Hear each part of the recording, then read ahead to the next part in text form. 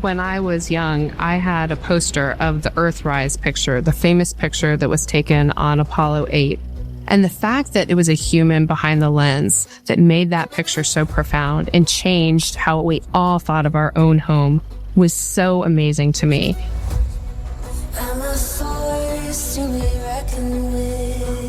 This winter,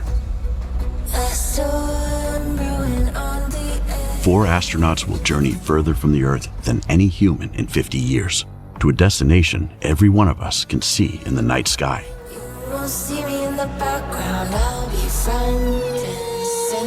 It's the result of a decade of work by thousands of engineers from every state in America and nations around the world.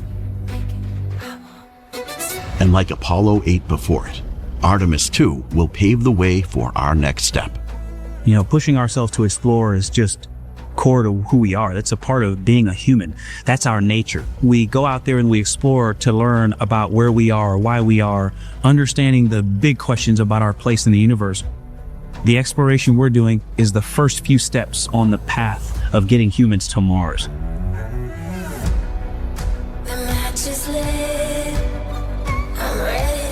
When I look at the Artemis II crew, they want to go do this mission. They are keenly driven.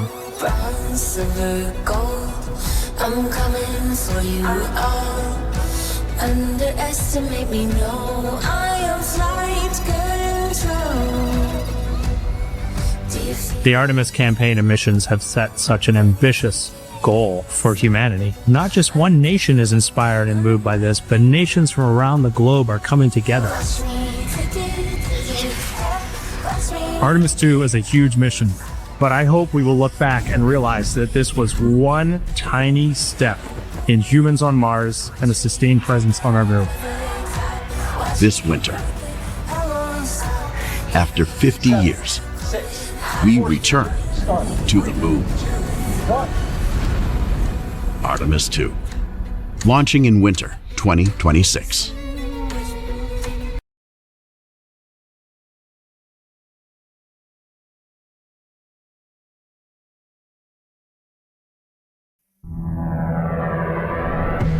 The Artemis II mission is a test mission of the Orion space capsule. Artemis II will be the first time we put humans on this rocket. We're going back to the moon because it's the next step in our journey to Mars. We were always going to the moon. Pushing ourselves to explore is just core to who we are. That's a part of being a human. And liftoff. We shall return. Continuing to test out every bit of Orion. Coming back to Earth, 7 miles a second. When humanity sets big goals, we can bring together genius from around the world. You have the best people on planet Earth putting this vehicle together. That's what's up. To innovate for the benefit of humanity and to inspire the world through discovery. And here we go.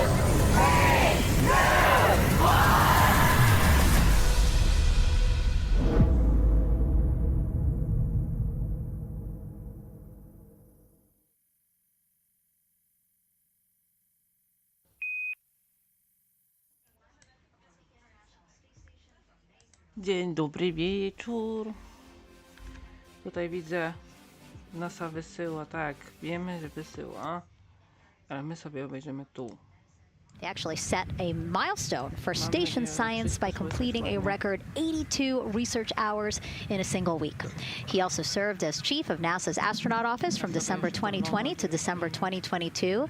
His 2 daughters were out to wave goodbye to him as he made his way to the launch pad. And again, there's Reed's feet. Reed is the one sitting in the seat to the right, closest to our camera there. So looks like he's relaxed by the body language of his feet. Yeah, you know, I think they're kind of in a holding pattern, if you will, or a waiting period. So it makes sense that he's a little bit relaxed. He's also kind of just a relaxed person in general. He's wicked smart, but has a demeanor that keeps everybody calm, and so I think we're seeing that here today. And so in this shot, Reed is the one sitting on the left, and to his right, Artemis II pilot Victor Glover. NASA selected the California native as an astronaut in 2013, and at the time he was actually serving as a legislative fellow in the United States Senate. His first trip to space, November 2020, pilot of NASA's SpaceX Crew 1 mission.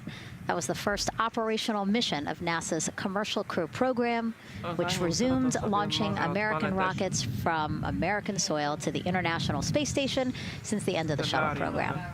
Victor is a U.S. Navy captain and naval aviator who served as a test pilot, racking up more than 3,500 flight hours in more than 40 different aircraft. So again, he probably feels pretty at home in the pilot seat of Artemis II. Yeah, I think he does. He got to say goodbye to his wife and 4 kids. Again, those were the family that he had here at Kennedy Space Center before the 4 of them drove out to the pad. Yeah, and you can see there, we talked about Victor's energy earlier, and you can see him working through, pushing some buttons on the displays. Looked like he was pulling up a procedure, so he's following along and ready to go, looks like. And then mission specialist Christina Cook, sitting on the upper left-hand corner of the screen there, native of Grand Rapids, Michigan, was selected to the Astronaut Corps in 2013, same class as Victor, served as flight engineer on the International Space Station from March 2019 to February 2020. During that time, she set a record for the longest single spaceflight by a woman with a total of 328 consecutive days in space. How cool. She also participated in the first ever all-female spacewalk. And before becoming an astronaut, Christina helped build space science instruments and led scientific fieldwork in some of the most remote environments on the planet. Her hobbies include surfing, rock climbing, community service, yoga, and photography. Go ahead, NCD. There's a couple of suppressed overvolt messages. We're going to go ahead and clear those off your screen. We see them and we copy. All right. NASA test director. We're still working here, trying to get through everything. So we're getting close, and then trying to talk that other issue that we just picked up a little bit ago. But I think work-wise, we're doing really well. Sounds good, NCD. We're doing great on board. Glad to hear it. NASA test director giving an update to the crew. Some messages flashed on their displays. Just wanted to say that they didn't have to worry about that. We're going to clear that. And that also just reassuring the crew, again, that they are tracking and working the issue with the launch abort system battery. Yeah. All right. And then first-time flyer, Canadian Space Agency astronaut Jeremy Hansen will fly to the moon as a mission specialist on the Artemis II mission. The London, Ontario native, selected as an astronaut in 2009. After that, he worked as Capcom at NASA's Mission Control Center in Houston. Capcom stands for Capsule Communicator and is the sole direct voice communicating with astronauts while in space. Jeremy also participated in training exercises, really cool ones like living on the ocean floor off the coast of Florida to simulate deep space exploration for a week. In 2017, he became the first Canadian to lead a NASA astronaut class. He also enjoys getting out on a sailboat, rock climbing, and mountain biking. He has a wife and 3 children. And he's the one that you see bottom left-hand corner of your screen.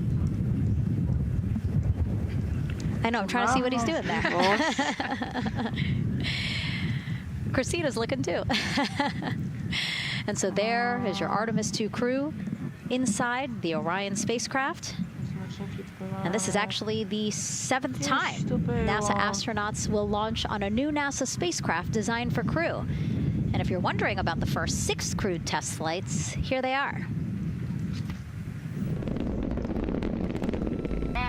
Mercury, Redstone, trójka.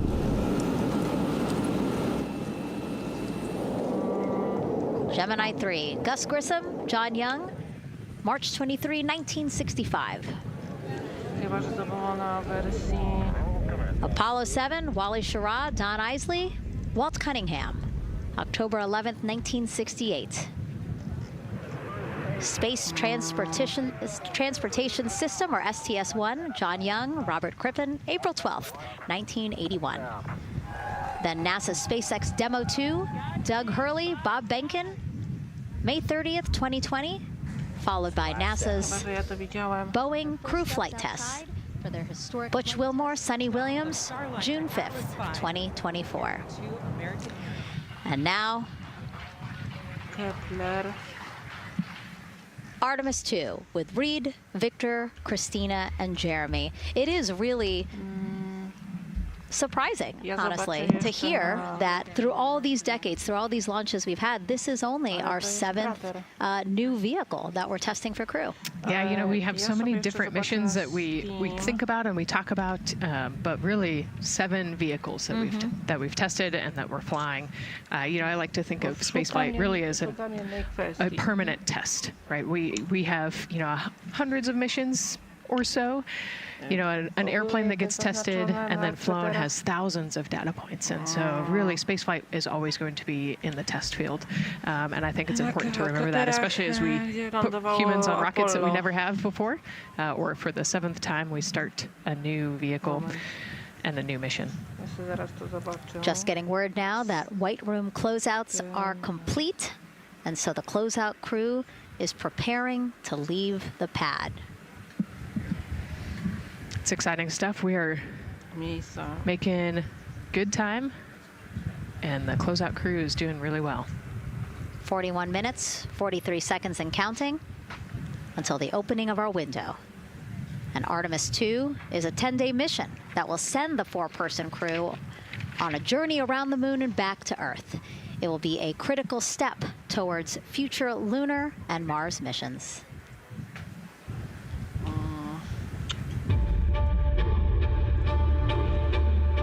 We're going back to the moon because it's the next step in our journey to Mars. We need to go explore the moon. There's vast regions of unexplored areas with the coldest, darkest places in our solar system. This is a test mission, and when we get off the planet, we might come right back home. We might spend 3 or 4 days around Earth. We might go to the moon. That's where we want to go, but it is a test mission, and we are ready for every scenario as we ride this amazing space launch system and the Orion spacecraft. But another reason we're going back to the moon is to fulfill NASA's mission, which is to explore the unknown in air and space, to innovate for the benefit of humanity, and to inspire the world through discovery. And when we succeed and when we accomplish the things that we set out to accomplish, that inspiration not only can set up new things to happen, but it also is a reminder in tough times that we're capable of doing great things when we work together. The thing I love about the moon is that it's not just a beacon for exploration and this platform of possibilities for incredible missions like this, but it has benefits. That's actually why we're racing towards it. Those benefits are really wide in nature. You have everything from innovation, technology development, not only for future missions going deeper into the solar system, but technologies that come back to Earth. You have inspiration, a whole generation of people starting this pipeline of STEM workers and manufacturers and operators that are excited to see what you can do when you work hard and you come together as a team. When I think about the 4 of us flying around the far side of the moon, seeing that Earth rise, taking images and video and sending them back to you, the feeling that I have inside is hope. We know that Artemis II is not the solution for humanity on planet Earth, but it is a contribution in the positive column. We hope that just for a moment that people will pause and say, wow, it's extraordinary when you look back upon the Earth with over 8 billion people, and you see this concrete example of what humanity can do, this extraordinary thing when we set big goals. And CDR entity to achieve them.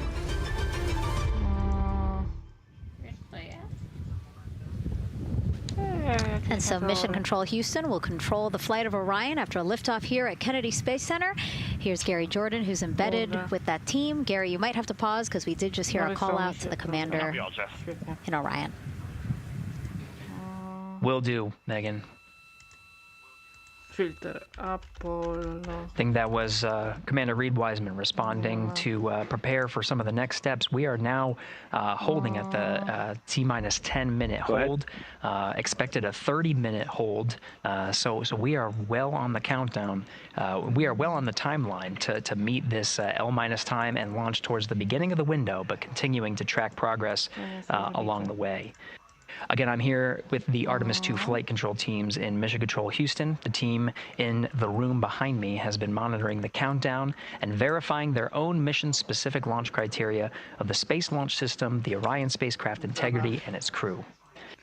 During the final poll before launch, if all looks good from each of the flight controllers in this room, Flight Director Judd Freeling will report a go for launch from Houston Flight. Upon liftoff, teams here take control of the mission and communicate with the crew while they fly on the Space Launch System. This phase of flight is highly dynamic, and each console position has a dedicated and important role of looking after critical systems. You'll hear calls from Capcom and NASA astronaut Stan Love in this room to the Artemis II crew as milestones are reached during the more than 8 minutes of powered flight on the core stage. Liftoff and ascent are just the beginning. This room will be staffed around the clock over the next 10 days to oversee every moment of the mission through splashdown. Here from the Johnson Space Center, we'll be streaming the mission live 24/7 so anyone can follow the crew's journey, take peeks inside the spacecraft, and share the experience of a lunar flyby with astronauts looking down at the moon's surface. Teams here have been rehearsing tirelessly in simulations to throw every conceivable and inconceivable scenario their way. We are ready and eager to begin the Artemis II mission. Still milestones to come as we continue the countdown, but we'll be right back with you during the ascent phase of today's flight. With that, Megan, I will send it back over to you at the Space Coast. So much, Gary. Under 37 minutes until the opening of our 2-hour launch window, 6:24 p.m. Eastern. I've never been more excited for a time. But why don't we send it back over to Megan Carter with the Moon Board to learn more about what happens after ascent.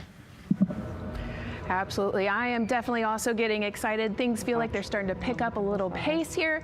A lot is about to happen within the first 10 minutes of launch, but what happens after those first 10 minutes? Let me take you over here to my mission map so we can kind of jump ahead and let me explain a few things. So, our main engine cutoff is going to stand for MECO, and that is essentially where the rocket's job is done. Yeah. It is then going to turn the propulsion duties over to our ICPS. That stands for Interim Cryogenic Propulsion Stage. Don't try and say that too many times fast. But the ICPS is going to be right here, and that's our in-space propulsion. About 50 minutes into, after about 50 minutes into launch, it is going to conduct that first burn, and that's going to be the perigee raise maneuver. Essentially, what that is going to do is going to raise the spacecraft from a lowest point of Earth just a little bit higher into space, and then they are going to conduct that nice path. It's going to set them on that nice circular path around the Earth. That's when they're going to start to be able to really check out the spacecraft. The Orion spacecraft is going to be able to, like we've talked about, be maneuvered by the crew. They're going to check out those life support systems, and communication checkout's going to be vital at that point as well, obviously. Then they will be conducting that another burn, and that's going to raise them just a little bit higher again. And then they will, it'll be about time for the ICPS to separate, and they will start another lap around the Earth as well. Now, the ICPS, but even after it separates, its job will not be done because they will have the opportunity to conduct something called the Proximity Operations Demonstration. And this is going to be really important for our future lunar missions because the ICPS actually has a target on it, and the crew is going to have the opportunity to manually maneuver these spacecraft, like we've mentioned, and practice those docking maneuvers. Now, obviously, they will not be docking for this mission, but that is, again, going to be critical for those lunar missions in the future. Now, all right, after that ICPS has separated and they've done that second lap, they're going to conduct 2 more burns. And what these burns are going to do is set them up to the high enough orbit and a fast enough speed in order to conduct the translunar injection. This is going to be that critical moment and that critical milestone where they are going to produce about 6,000 pounds of thrust. And this is that point that is going to take them out of low Earth orbit into deep space, and it's going to set them on that nice path towards that lunar flyby. And I know we have talked a little bit about why this could be a record-breaking flyby and journey to the moon. And with that, I'm going to turn it back over to Megan so she can tell us just why. Yeah, she's talking about the distance record set by the Apollo 13 astronauts in 1970. They were 248,655 miles away from Earth, and this Artemis II crew might surpass that on flight day 6 when they fly around the moon by more than 4,000 miles. Yeah, it's a long ways. It's tough to fathom 250,000 miles from Earth, right? I mean, space, the space station is only 250 miles, and so we're going, I don't want to do the public math, but we're going much further than that. But it's important, right? Because we want to get back to the moon. We want to see the surface. We want to see the far side of the moon, and the way we do that is by breaking distance records. Yeah, and the exact distance record depends on exactly when they launched, like the time, the day. So we'll learn more as we go into this 10-day mission with the Artemis II crew. But here we are, 32 minutes, 50 seconds and counting from the opening of our launch window. It feels really, really surreal here as more and more people come to gather on the press site lawn here at Kennedy Space Center. Why don't we take a look at this video that we have here? Some familiar faces who wanted to wish our Artemis II crew a safe journey. Reed, Victor, Christina, and Jeremy, you are the real deal. You're flying to the moon for all of us, and we are in awe. You're the true heroes. You are not just astronauts. You are pioneers, venturing deeper into the unknown. But you are not alone. We will be all cheering you on from planet Earth. Hey, I'm Victor Wembanyama, and I play basketball in the NBA. But I'm not only interested in shooting hoops, I'm also interested in shooting stars, dark matter, and all other types of astronomical phenomena. And to the Artemis II astronauts who are shooting for the moon, I wish them good luck and Godspeed. Hi everybody, I'm Ryan Gosling, and I play a biologist who goes to space to save the planet in the film Project Hail Mary. But the Artemis II astronauts are going to space for real, and they will travel farther from Earth than any humans in history. Sending all our best wishes to the Artemis II crew. I just want to say how proud I am of each of you and how inspired you make me. But it's not just about me. Your mission is going to inspire future generations of scientists, engineers, athletes, and dreamers to do something that they never thought possible. Hey, it's Roy Wood Jr., and I want to wish the Artemis II crew a happy and safe journey to the moon, well, around the moon. To go around, I know what you're doing. You got to look for a parking space. This is to go around the moon, make sure it's somewhere to park, and then you park journey. Good luck. It's actually a really good way to explain what how this mission builds. Again, we are hoping to land astronauts on the surface of the moon in maybe 2 years. So yes, we are looking around the moon on this lunar flyby mission to see where we might park. Thank you, Roy Wood Jr. Okay, and as we look at this live view of the rocket on the pad, there is a spectacular place here at Kennedy Space Center to watch launch from, and that's the Banana Creek viewing area. Why don't we go back there where the crowd is excited, and Leah has the best assignment ever, talking to people who are super excited about being here for Artemis II.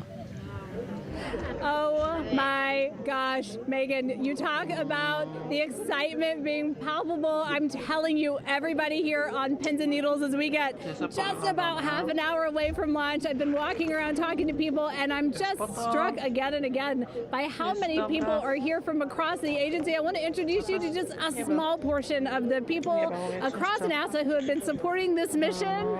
Patty Ortiz, NASA Armstrong Flight Research Center, Orion Program. Orion. Kathy Graves, Glenn Research Center, Office of STEM Engagement. David Alexander, NASA Glenn Research Center, Office of STEM Engagement. Jennifer Becerra, Johnson Space Center, the Office of STEM Engagement. Here we go, right back here. Where are you from? I'm from NASA Glenn Research Center, Joseph Panakitis. Joseph, here we go. Wes Furman from APL. Maria Arredondo from Headquarters, Next Gen STEM. Mark Robinson, Stennis Space Center, Commercial Space. Amira Flores, Armstrong, Office of the STEM Engagement. Molly Kearns, NASA Glenn, Space Communications and Navigation. Matthew Pierce, Goddard Institute for Space Studies in New York City. There we go, and right over here. Lauren Ring, Ames Research Center, Data Integration. So we're coming together. We're one big NASA team, one big NASA family, and we have one major message before we launch tonight. Okay, guys, what are we going to say? 1, 2, 3.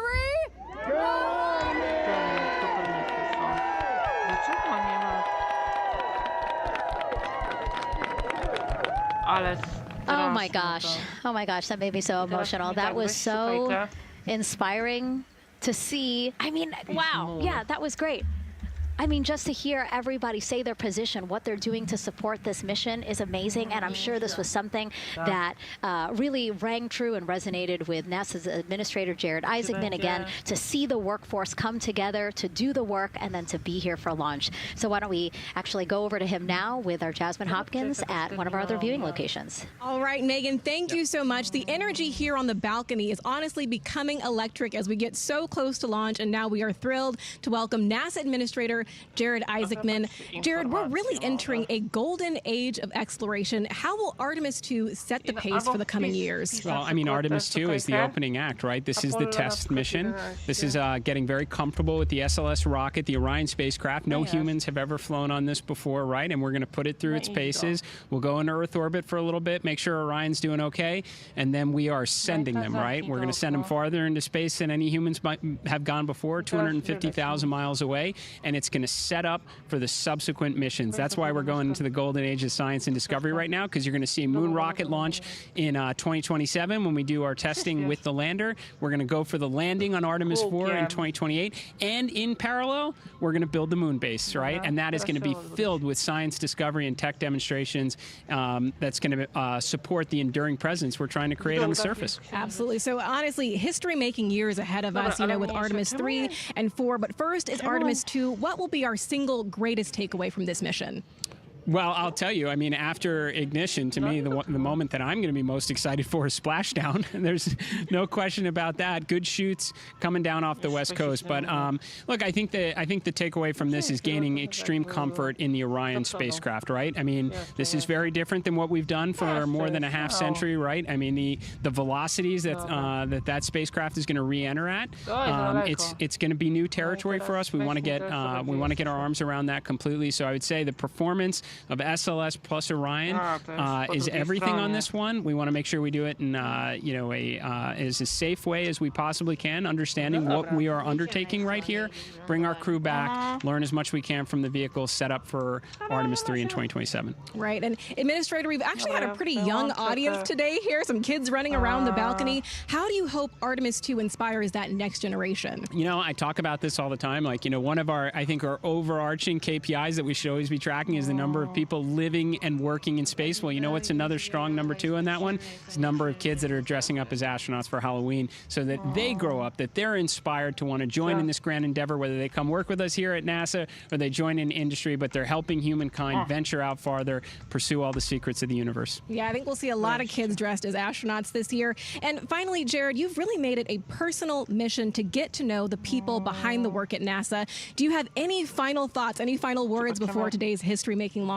Yeah, well, one, I want to express a lot of appreciation. I'll tell you what, the 4 astronauts on top of Artemis II know this. It takes an army to pull a mission together like this, right? Across all 10 of our centers, all of our commercial partners, the international partners that come together to make this possible. My sincere appreciation for everyone who is currently working the mission right now, so getting them ready for launch, that will be watching over them in mission control, recovering this crew when they splash down off the West Coast. I have complete trust and confidence in your abilities. And everybody else who's not directly working on Artemis II, Artemis 3 is coming up next year. When this mobile launcher gets back in the VAB, we're going to start stacking. Wow, plenty of excitement ahead of us. Jared Isaacman, thank you so much for being here. Thank you. Thanks for being here. Of course. All right. And with that, let's get back to the countdown with NASA's Megan Cruz.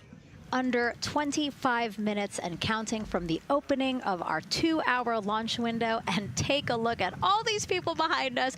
I literally, every moment I turn around and I see the clock, I am like, oh, wow. Oh, wow. There are more people and less time. Yes, exactly, which is a great problem to have. Now, this first crewed test flight of NASA's Artemis program coincides with the 250th anniversary of our country's founders signing the Declaration of Independence.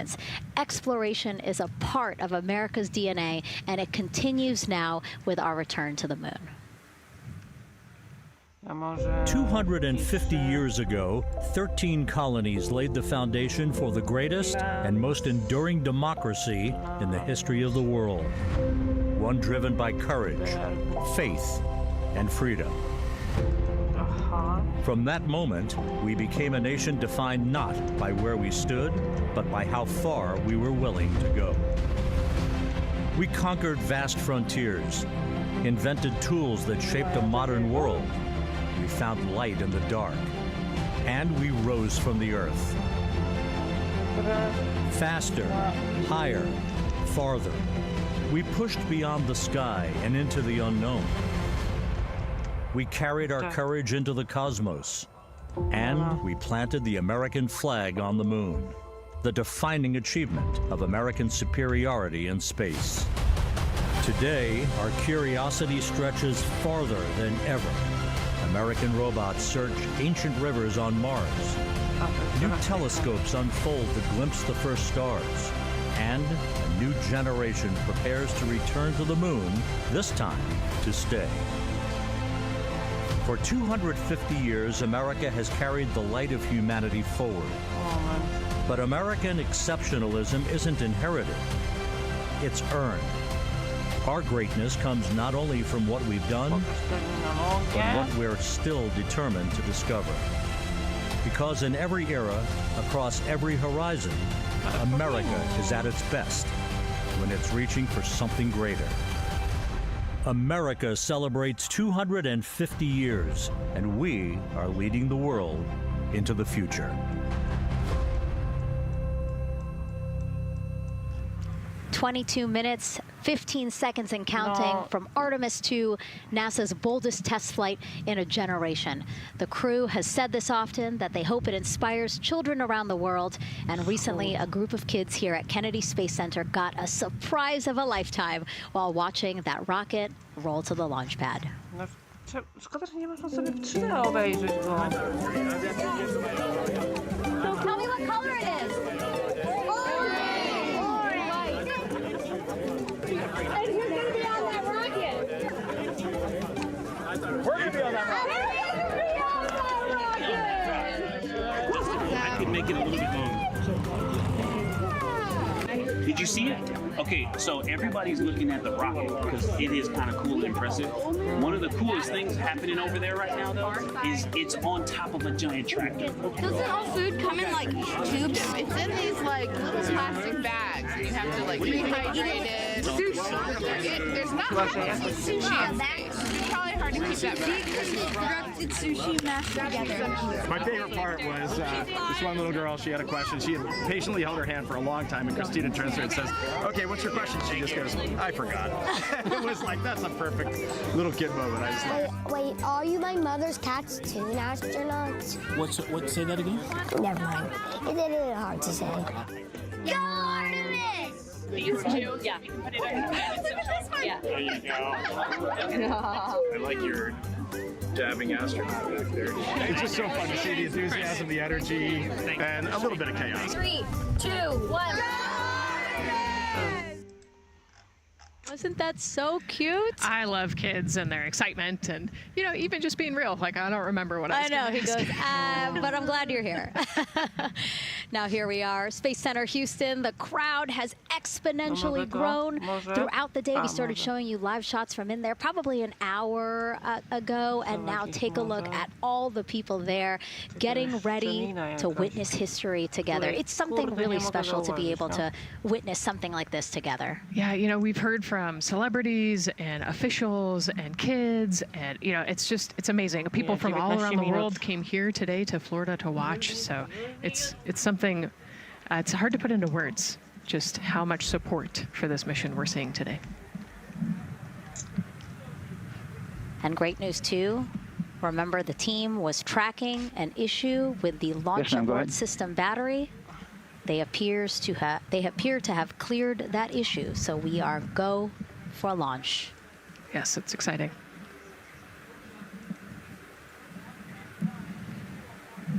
U.S. Space and Rocket Center here, Huntsville, Alabama, waving to the Artemis II crew sitting right there inside Orion. Inside of 20 minutes from the opening of our launch window, and right now we are targeting the top of that launch window, so we could be launching here in about 19 minutes, Nicole. Wow, I don't know if I expected this today. I'm excited, and, you know, I'm glad they were able to clear the problem with the battery on the LAS, and everything has gone really smoothly today. It's been great. The weather cleared up. It's a beautiful day for a launch. And so now, as we are so close to possibly launch now. Just what are your final thoughts as we are about to embark on a mission back to the moon, the first time in more than 50 years? Yeah, you know, just so proud of the crew and all of the teams here on the ground that made this happen. You know, they are carrying the torch from the Apollo era into the Artemis era. And, you know, it's the crew likes to say they want to be the shoulders that the next generation. And let's see, GLS, can you help us with that, please?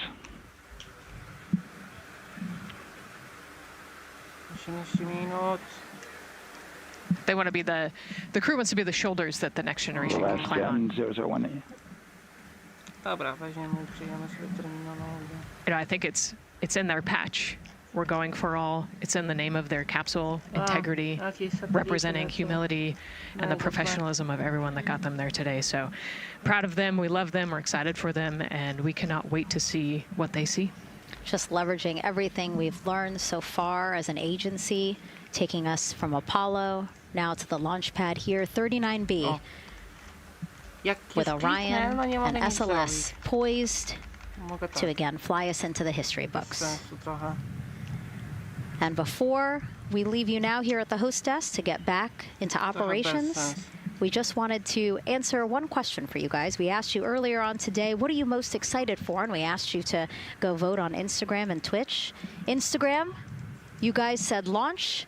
Twitch, you guys said lunar flyby. So I think you guys will all be very excited since we are now about 17 minutes from the opening of our launch window today. And so with that, as we approach terminal count, let's send it back to Daryl Nail in firing room 1. Daryl. All right, thank you, Megan and Nicole, and just want to give you an update on the launch abort system that you just reported that they cleared. They believe, they're convinced, this is an instrumentation failure.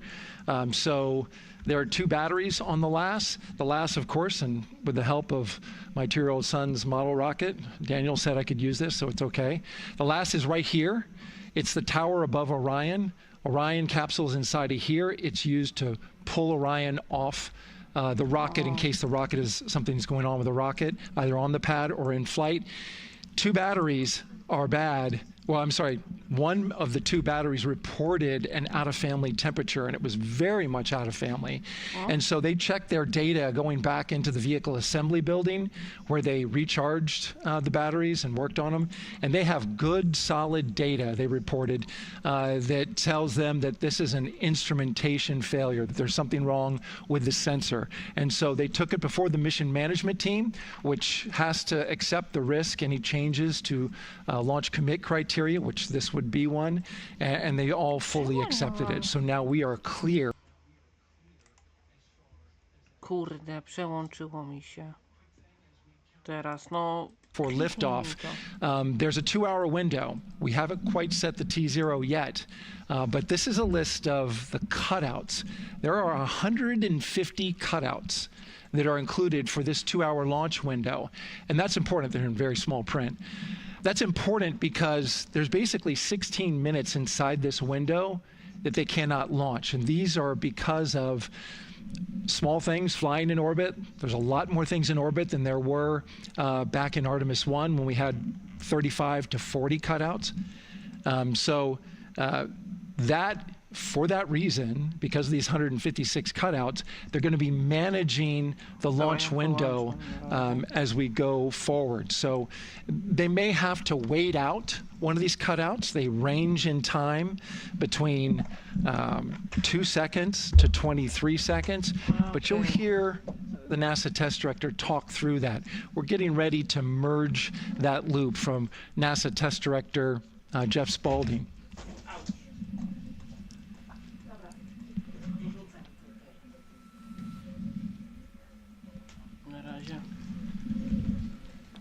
And so now I'm listening to the launch team get ready to merge their operational channel.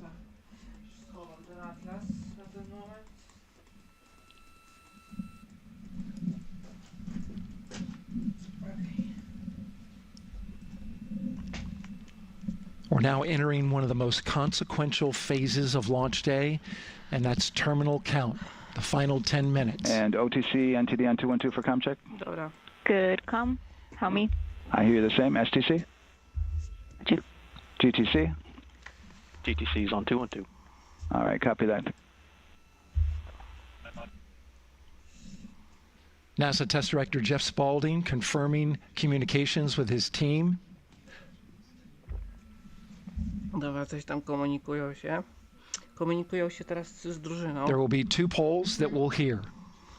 One from Spaulding, the NASA Test Director, confirming the ground systems and the launch team are ready to proceed. At this point, we have a clear board, Zobaczysz? no constraints, but we need confirmation from each individual on the NASA Test Director team. So we'll hear him poll his team. The other poll that we're waiting for is the poll from Launch Director Charlie Blackwell Thompson, who will take that final status from NASA management before giving the go to come out of a hold. Now you're seeing the clock count down at L-12 minutes. CCL, OTC, Orion, Earth-1. Bo jak włączysz to właśnie jest takiego... Yes, sir. Reconfigure ARS primary loop ISO valves. A nam niepotrzebny taki... Copy, that can work. And CDR, OTC, Orion, Earth-1. Go. ARS loop ISO valves are being closed at this time. Integrity copies. NGDLP. Dobra, jeszcze zostało... Go. Yes, I had a discussion with sea ice and with MER manager regarding the observation the sea ice had a few minutes ago. They were able to confirm with BCI photos that the condition that they observed has been there since 2025. MER manager has had a chance to review the findings, and they do not have any constraints from either a sea ice or MER manager perspective. Okay. Copy all. And Launch Director NTD, you copy? Yes, sir. I copy. That's good news. OTC, CCL 212. OTC. ARS primary loop isolation valve configuration is complete. Copy.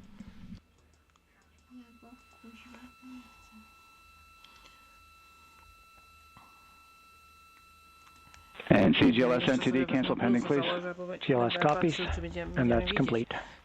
All right, and for all personnel, we got a little bit more work to do before we pick up the clock, and we're about a little over a minute from getting to T-minus 10 minutes, but we've canceled the resume time there, and then we'll pick it up after we get through all of our work and anything else that we need to do to get through the remainder of counts. So we'll continue working that to get to our T0 today. So when we get to about 50 seconds from now, we'll extend that hold. CVSE OTC. CVSE 400 290, looking to verify that we are configured for ascent. Yep, give me about 2 more minutes. I'm going to start CMA2 streaming. Copy. NTD, COSE, hold requested. Copy that. I have an LCC violation of O-CT-004. S-band transponder anomaly. This was a transient LCC violation, so transponder 1 had a demodulated SNR estimate that went down to 2 dBm when it should have been between 10 and 13. It is now back up to 12, but we did lose that for just a moment. It does not appear that we lost our bit sync or carrier lock, which would be indicative that we lost our lock with the vehicle. So at this point, recommendation would still be go. However, we do have a pre-planned contingency procedure if we want to look at that. But again, this is transient, so we're back in a nominal range. All right, let's see, LPE NTD. Yeah, we're not seeing that hit, so I guess the question for COSE, was that less than 3 samples? Is that below our persistence? Ja też nie wiem, co to jest. Stand by, let me look. It did look like it did persist for several seconds on mine, but let me take a look at the number of samples. Could I get a repeat on the affected LCC, please? Yes, ma'am. That's going to be O-CT-004. Thank you. No masz dobrze czas, o co ci chodzi? Użyj czas. Zataj czas, użyj... Tak mam, ale mam jakiś rojański jeszcze do tego. Ale on zawsze będzie, jego nie wyłączysz. Aha.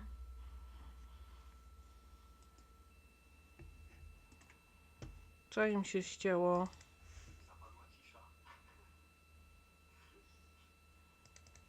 Co się stało? Yeah, us taking a look at the data right here, looks like that was a single sample. Yeah, copy that. RFTS does report that they also lost lock for about 5 seconds. So I would love to ask KUS and see if they also lost lock with the vehicle for any extended amount of period. Licznik. No właśnie. And COSE, while we're doing that, these are 1/10 hertz measurements, correct? So we would have had to lose it for over 10 seconds to get a second sample? Yes, sir, that's correct. It is 1/10 hertz. Yeah, so from our perspective, the allowance is effectively up to 30 seconds, up to 3 samples based on the 1/10 hertz. This is not an LCC violation, I believe. Yes, sir, I would agree with that at this point. Copy that. We're checking with KUS on 232. I don't think they have 212 access. We're trying to verify. Też kole zero pije, pa. Widzisz? But it sounds like they have a loss of lock as well. Coś tu About 2 seconds. Okay. And I guess for both KUS and COSE, do we have lock now? That's a... Czekajcie, ja sobie cofnę.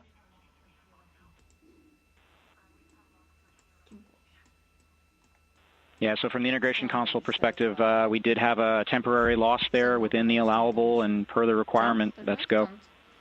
And this is Houston Flight. We have lock and we have good telemetry here in GSC. And KUS is reported to they have good lock now. Fizyka. No ale z tego kierunku siada. So with all of that, OSC, then are we in a go configuration per your LCC? Yes, sir. Recommendation would be go. Right. LP, you concur with that? Yes, sir. LP concurs go. And launch director? Yes, sir. Launch director concurs go.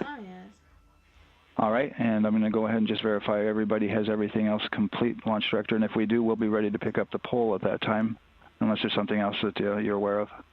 No, sir. Let's verify all our work is complete, and I would like one last check of our constraints list. All right, let's see. OTC, are you still waiting for com config, or are you? That is affirmed, sir. Okay, is that your only open item? Yeah, OTC, this is CVSC. That 400 step 290 is complete. Copy. Okay, so OTC, you're complete with all of your work? That's affirmed. All right, copy that. STC? STC is complete. And GTC? GTC is complete. Okay, excellent. All right, and LPE, just want to verify we have no open constraints at this time. No open constraints. We have a clear board, sir. Okay, tracking the same here. And launch director, with that, we are clear and ready to pick up the launch readiness poll with your go. All right, sir. I am go for the poll. All right. And for all personnel, this is the NTD conducting the Artemis II launch readiness check. Verify ready to resume count and go for launch. OTC. GTC is go. STC. STC is go. GTC. C's go. MCO. CO is go. Safety console. The safety console is go. LPE. LPE is go. RTD. RTD's go. Houston Flight. Houston Flight is go. Rock. No, właśnie nie wiem tylko czemu się CDR. licznik zatrzymał. Cruise go. Copy that. Thank you, Reed. And launch director NTD, our launch team is ready to proceed at this time. All right, NTD, I copy all. At this time, I'll perform my poll. No tak. To jest historyczny moment, no jakby nie Attention on that. patrzeć. This is the launch director performing the final poll for launch. Verify no constraints and go for launch. EGS, Program Chief Engineer. Artemis Chief Engineers are go. Copy, thank you. EGS, Chief Safety Officer. Historia się powtarza. Artemis CSOs are go. Copy, thank you. Range weather. Launch weather is go. Thank you, LWO. And Artemis MMT Chair. MMTs go. Thank you, Żeby John. wszystko zadziałało. And Integrity Launch Director. Good to hear your voice, Charlie. PLT. Thank you, Charlie. This is Victor. We are Jest, ona jest zadowolona. MS1. Już wszystko zaczyna działać. Christina. We are going for our teammates. MS2. This is Jeremy. We are going for all humanity. All right, Charlie, your Artemis II crew is go for launch. Full send. I copy that. Reed, Victor, Christina, and Jeremy, on this historic mission, you take with you the heart of this Artemis team, the daring spirit of the American people and our partners across the globe, and the hopes and dreams of a new generation. Good luck. Godspeed, Artemis II. Let's go.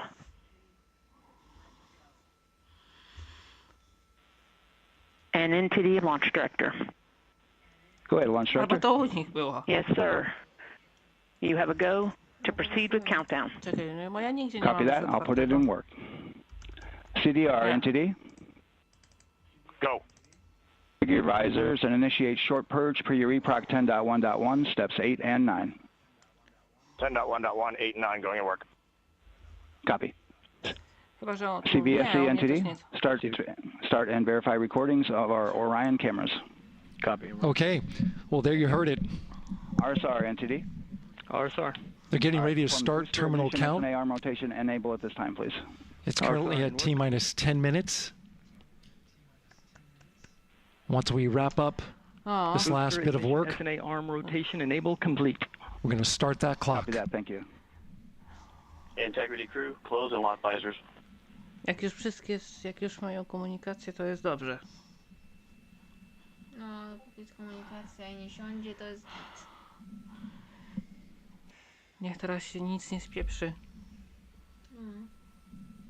Właśnie w tym momencie pisze You się heard an historia. issue, worked in real time with telemetry lock on the Orion. It was transitory. It was very short. They checked the data, confirmed that they had a good lock. This was with the S-band transmitter on the Orion. Worked through that issue, looked at the data, and cleared it. Co? All with the world watching. Impressive work by the launch team. So we have a 2-hour window, which starts in just a few minutes at 6:24 p.m. Eastern Time and goes until 8:24 p.m. Eastern Time. And ECL NTD will be waiting for your verification on the short purge. ECL copies. And for all personnel, once we get that short purge verification, we'll verify that we are clear to go, and then we'll proceed with the terminal count.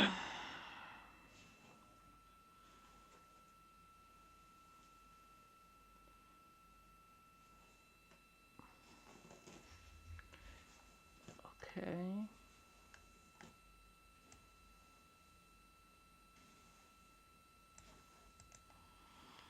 No, jest ta niezręczna cisza, nie wiesz co się dzieje.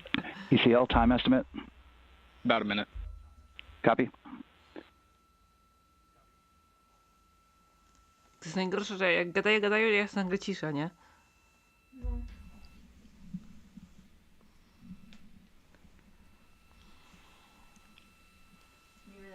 So we're going into the launch window, but not by much, it looks like. Just wrapping up some final work. And once that's completed, you'll hear NASA Test Director Jeff Spaulding ask for the ground launch sequencer operator to go ahead and start the clock. The ground launch sequencer is an application software. It runs on top of the launch control system in the firing room. Acts like a conductor of an orchestra, executing hundreds of commands in precise order and timing.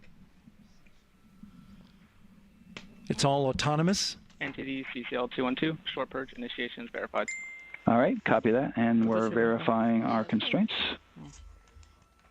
No tak.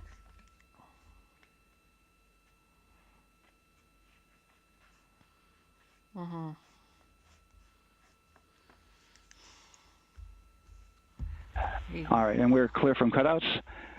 And with that, we're going to resume the clock momentarily.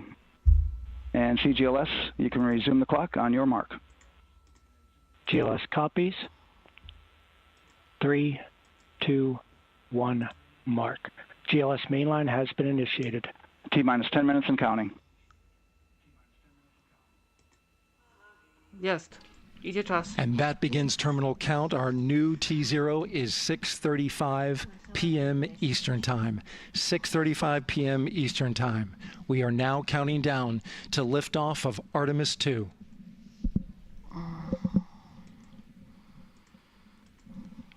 From now on, you're going to hear two voices on the loops. If everything goes nominally, NASA Test Director Jeff Spaulding, who's directly managing the launch team, and Alex Bendelos, the GLS operator who closely monitors the software. He has the ability to stop and restart the countdown.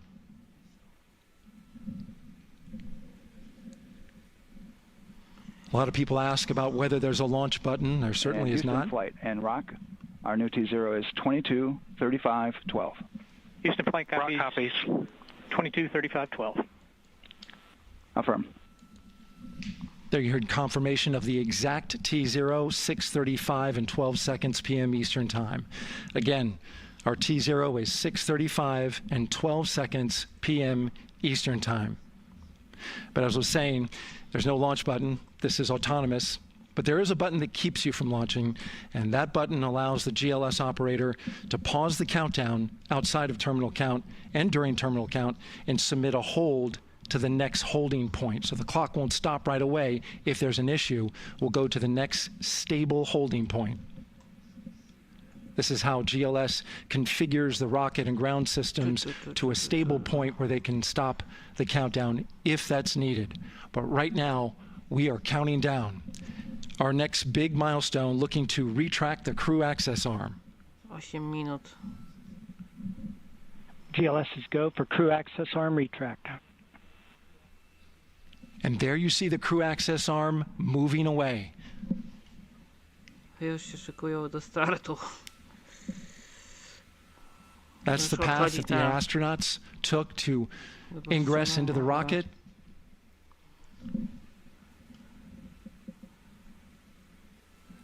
Until this point, that was their way off the pad if they needed to evacuate. But now with that arm retracting, the backup transitions to a launch abort system. And they'll begin arming that shortly.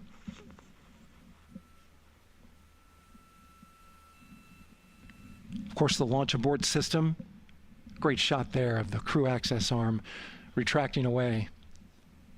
The launch abort system is the tower at the top, and that's what would pull Orion and its crew off the top of the rocket in case of an emergency, whether it's on the ground or in flight. This is critical safety hardware that protects the lives of the astronauts. O, tu jest ten statek z Orion. Na samym czubku.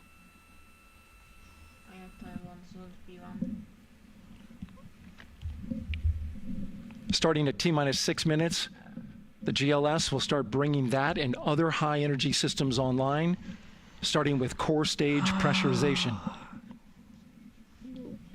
No.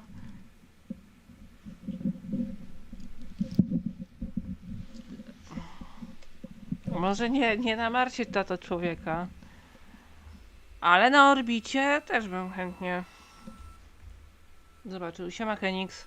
Weather is 90% go. The range is go. Ostatnie 5 minut, błagam, nic się All systems are go. spierdzieli.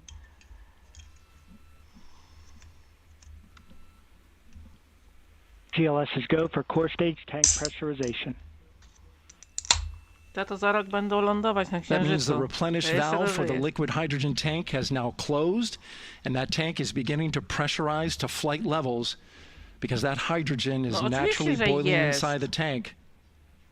Oczywiście, że mamy możliwości, ale czy We'll get the liquid oxygen tank a little later in the count. Właśnie, po to jest misja, po to jest Now the team is waiting for misja verification Artemis. that, if needed, the Artemis II crew could use the launch abort system to pull Orion Żeby safely off ruszyć the na top tego of the Marsa w rocket końcu. in an emergency. Bo tak de facto już my tam Let's listen jesteśmy, in for ale that call. mamy łaziki. GLS verifies last capability available. And CDR, copy? CDR copies, last available. No to za rok, w połowie 2027 ma That's być. great news, and you heard the NTD verify that with the commander of the mission. GLS is go for FTS arm. Now work is being done to arm the flight termination system. This is so the range safety can send a flight termination command if the rocket flies too far off track. There is a brief built-in delay, so the launch abort system has time to pull the astronauts to safety first. LH2 high flow bleed check. A to ja już mu pisałem. All right, the high flow bleed check. That's so the cryo team gets verification that the RS-25 engines, all 4 of them, are in the proper temperature range for launch. Genix, patrz, tu się rodzi historia.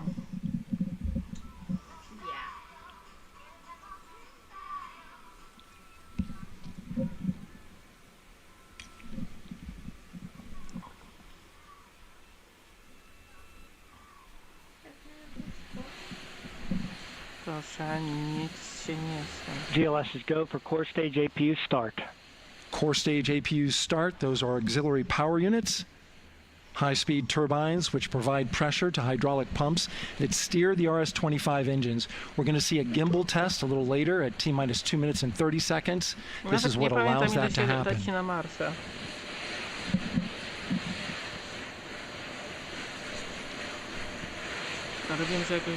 Coming up in about 20 seconds, we're listening for go for purge sequence 4. That's a helium purge of the 4 core stage engines downstream of the propellant valve. This gets all the air and moisture out of there.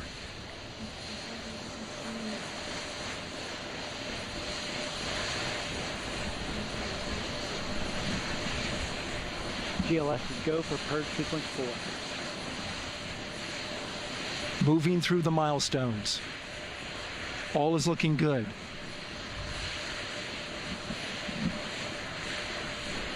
Coming up in just a few seconds, we're going to get that thrust vector control actuator test. This is a gimbaling of the engines.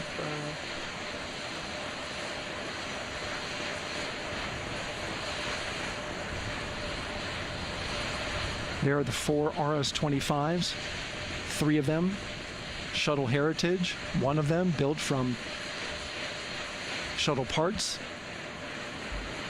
And there you see them moving.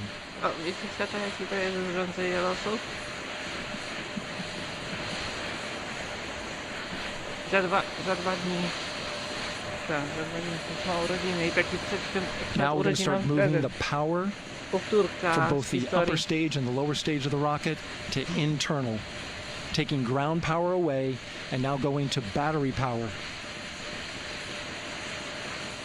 GLS is go for upper stage to internal power. All right, power is removed from the rocket's upper stage, the ICPS, and it's been switched to battery. Same milestone for the lower core stage coming up at T-minus 1 minute and 30 seconds. Right now, the 4-person Artemis II crew is 248,000 miles away from the moon, and if all goes well, they will fly by it in 6 days. GLS is go for core stage to internal power. All right, there's the rocket's core stage, which houses 3 flight computers, is now on its own power. There's no more hold time because there's no more margin on these batteries. So we would have to recycle back to T-minus 10 to recharge if we had a hold.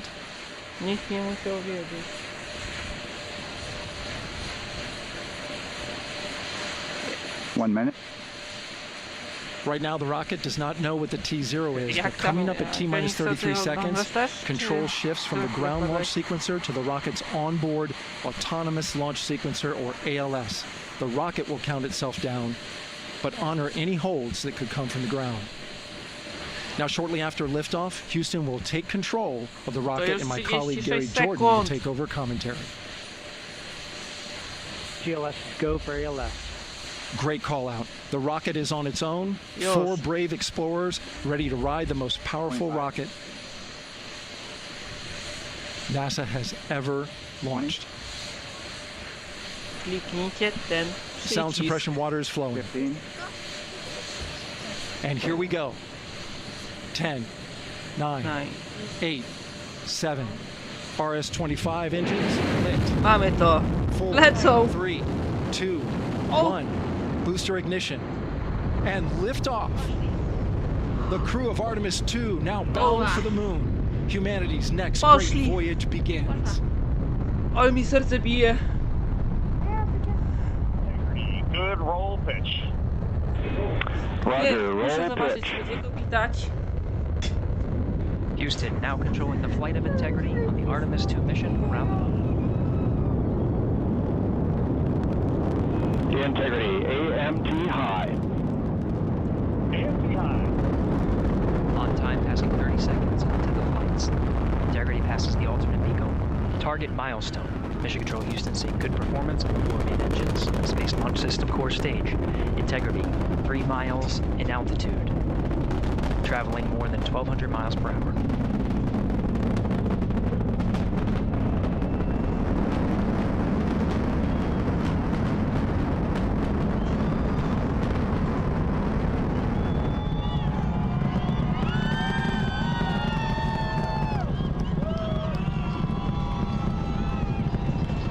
Mission elapsed time, passing 1 minute, approaching max Q. On, Ponce de Leon. Stan, we have you loud and clear on Ponce de Leon. Have you the same? Communication signal transfer confirmed as Integrity and its crew go supersonic. Approaching 90 seconds into the Artemis II mission. Integrity is 14 miles in altitude, 8 miles downrange, traveling more than 2,600 miles per Właśnie nie hour. mogę w to uwierzyć. Wracamy na Księżyc. Oh shit. Paściary.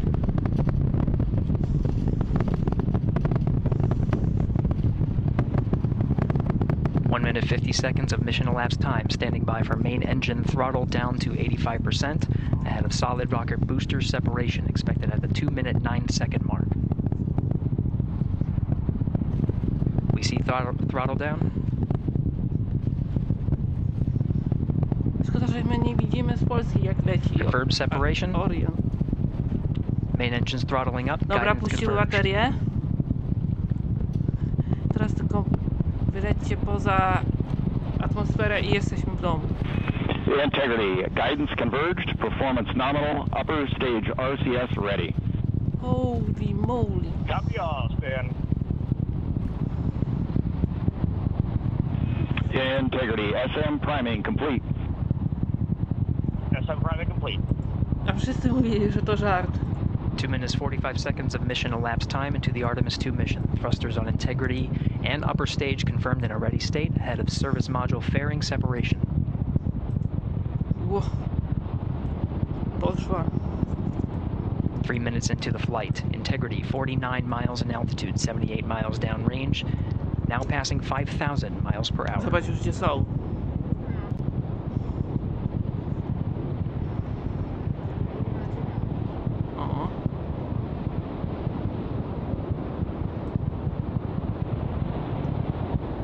Standing by for launch abort system jettison.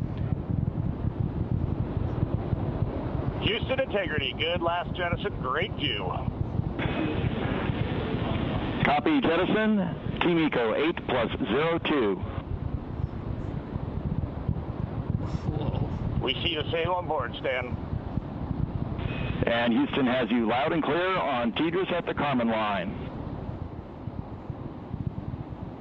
Outstanding, Stan, we have you the same. 3 minutes 50 seconds into the flight of Artemis II, Wiseman, Glover, Cook, and Hansen crossed the boundary to space with good comm checks. GPS signals acquired after last jettison now working on internal checks to verify accuracy. Flight Dynamics Officer analyzed the time of main engine cutoff, confirmed at 8 minutes 2 seconds, time of MECO. Ale czemu go nie było widać z tego? Ja zobaczę, może teraz będzie coś widać, ale wątpię. No w Stellarium go nie zauważysz. No nie.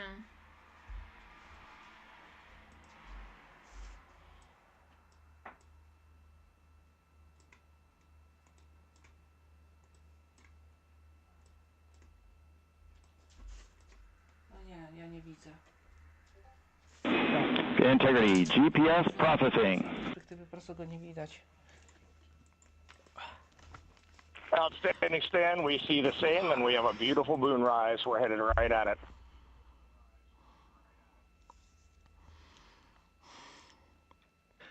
Approaching 5 minutes into the flight, Commander Reed Wiseman confirms he has visuals of his destination. GPS guidance, navigation, and control software finishes internal checks and sends to navigation channels. No. Integrity 3, engine press. 3 engine press. On time, now passing 5 minutes 20 seconds of mission elapsed time into the Artemis II mission. At this point, 3 good main engines are all that's needed to carry Integrity to a nominal main engine cutoff target.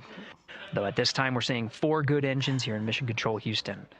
Integrity, 75 miles in altitude, 330 miles downrange, approaching 10,000 miles per hour.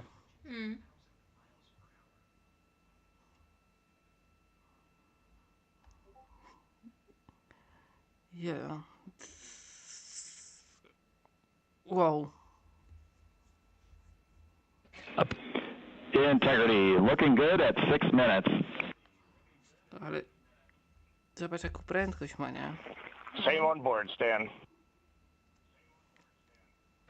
Good trajectory and engine performance. Booster officer will soon report the shutdown plan to Flight Director Judd Friedling, expected at the 7-minute mark. Integrity, 78 miles in altitude, 460 miles downrange. Integrity, expect nominal shutdown. Integrity copies nominal shutdown.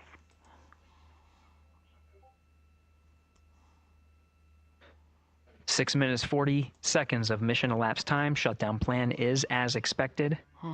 Again, the time of MECO was confirmed at 8 minutes 2 seconds into the flight.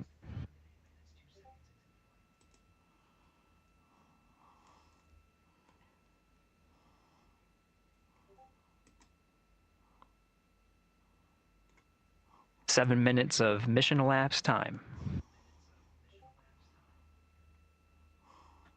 Throttling down as we approach the abort once around option. Milestone at the 7-minute 30-second mark. Whoa. Now 84 miles in altitude, 650 miles downrange, traveling more than 15,000 miles per hour. Integrity, AOA open. Ile to jest 650 mil? AOA open. The window is now open for an abort once around option that would target splashdown in the Pacific Ocean. Still following nominal ascent at this time.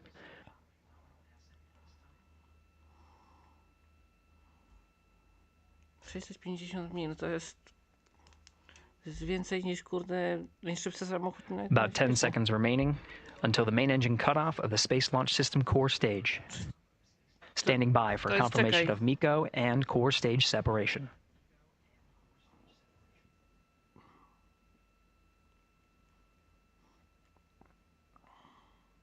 To jest ponad 1000 kilometrów. Nieźle. 1046. Integrity, nominal MECO, core stage separated. To jest dużo. We see the same on board, Stan.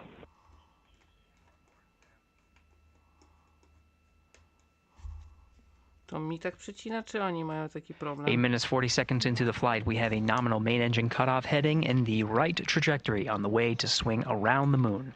Core stage has separated, done its job. The Space Launch System upper stage, the interim cryogenic propulsion stage, or ICPS, still attached to the Orion spacecraft. Właśnie 9 minutes of mission elapsed time. Integrity crew of Reed Wiseman, Victor Glover, Christina Cook, and Jeremy Hansen now in orbit around the Earth at the beginning of their journey to the moon.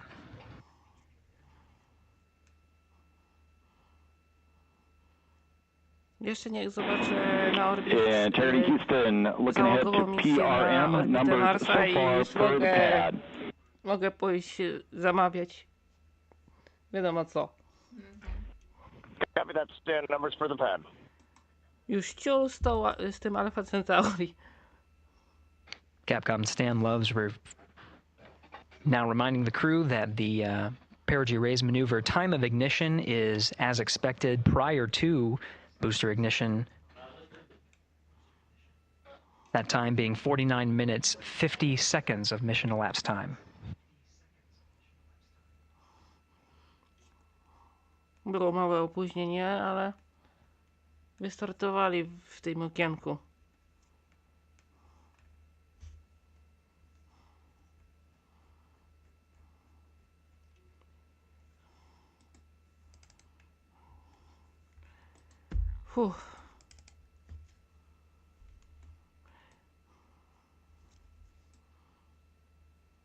No, co się dzieje? Proszę tu ładnie współgrać teraz.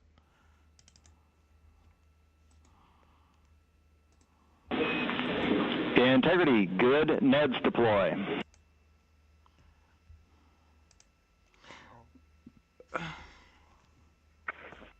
Copy that, Stan. Good, Ned's.